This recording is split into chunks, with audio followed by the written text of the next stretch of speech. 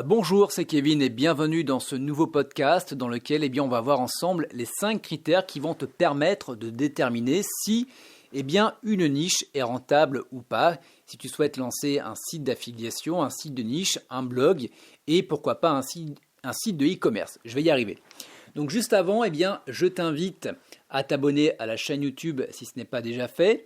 Mais également, tu as la possibilité de télécharger le document Les 3 piliers pour réussir en affiliation et commencer à vraiment gagner des revenus sur le web. Tu as le lien directement disponible en dessous de cette vidéo. Donc, pourquoi est-ce que c'est important de mettre en place ces 5 critères pour sélectionner et pour vérifier si la thématique, si le sujet sur lequel tu veux te lancer est viable? Ça va t'éviter déjà de perdre du temps. Il faut à peu près entre 4 à 6 mois pour qu'un site prenne. Donc si à partir de 6 mois, tu t'aperçois que ta thématique n'est pas rentable, tu auras perdu 6 mois.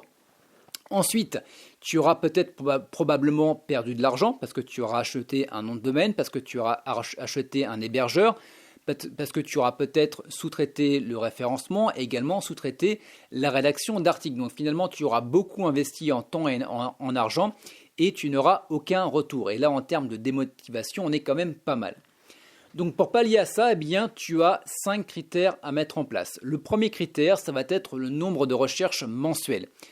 Tout simplement, c'est pour confirmer que tu es suffisamment d'internautes qui recherchent ta thématique. Si tu en as que 10, laisse tomber.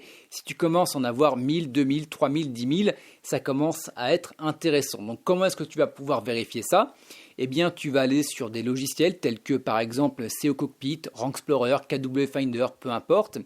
Et tu vas mettre ton mot-clé principal et ces logiciels vont t'indiquer le nombre de recherches mensuelles sur le mot-clé, sur la requête exacte. Donc ça, c'est vraiment très important. Le deuxième critère, ça va être le nombre de recherches connexes. Pourquoi ? On ne va pas créer un site avec une seule page. On va créer, une dizaine de pages, également, pourquoi pas des articles de blog. Et surtout, on va aller chercher des recherches connexes avec une forte intention d'achat. Des mots-clés qui vont commencer, des requêtes, des expressions qui vont commencer avec achat, achat en ligne, comparaison, prix, pas cher, meilleur, etc. etc. Donc ça, également, quand tu vas donc rechercher sur les différents logiciels qu'on a parlé juste avant, ils vont te lister également tout un ensemble de recherches connexes et à toi de trier pour savoir si tu as des mots-clés et des expressions qui incluent les mots-clés achat, prix, pas cher, etc. etc. Donc ça, c'est également très important. Ensuite, le troisième critère, et ça on l'oublie beaucoup, on l'oublie souvent, et je dirais même que c'est un critère prioritaire, c'est la monétisation. Et la monétisation, il y a 3 sous-critères. Le premier déjà, est-ce que le produit que tu veux vendre est disponible sur Internet ? C'est quand même logique, mais des fois on n'y pense pas forcément. On se dit tiens, c'est une super niche et le produit n'est pas disponible sur Internet. Donc personne ne peut l'acheter. Le deuxième sous-critère, ça va être ce qu'on appelle, est-ce qu'il dispose d'un programme d'affiliation ? Parce que le produit peut être disponible sur une plateforme, sur un site de e-commerce, mais tu n'as pas la possibilité d'en faire la promotion en affiliation. Donc en gros, tu peux en faire la promotion, mais tu ne vas pas gagner d'argent. Donc pour un site en affiliation, c'est quand même dommage. Donc assure-toi qu'il y ait une plateforme d'affiliation, qu'il y ait un programme d'affiliation. Si tu n'en as pas, c'est pas grave. Tu peux contacter la personne, le webmaster, parce que des fois, tu as des programmes d'affiliation qui sont masqués, qui ne sont pas ouverts au tout public et en les contactant, ils peuvent t'ouvrir un accès. Et puis le troisième sous-critère qu'on connaît, qu'on aborde beaucoup moins, et ça c'est par rapport à mon expérience, je me suis déjà pris un mur avec celui-là, donc je vais t'éviter de te le prendre également, c'est tout simplement de t'assurer que les internautes achètent ce type de produit en ligne. Je te donne une anecdote que je dis à chaque fois, mais elle est tellement vraie. J'avais monté un site d'affiliation sur les canapés Chesterfield. Donc tous les filtres étaient au vert, sauf que les personnes n'achetaient pas des canapés Chesterfield en ligne. Elles achetaient des canapés Chesterfield dans les magasins comme But, etc.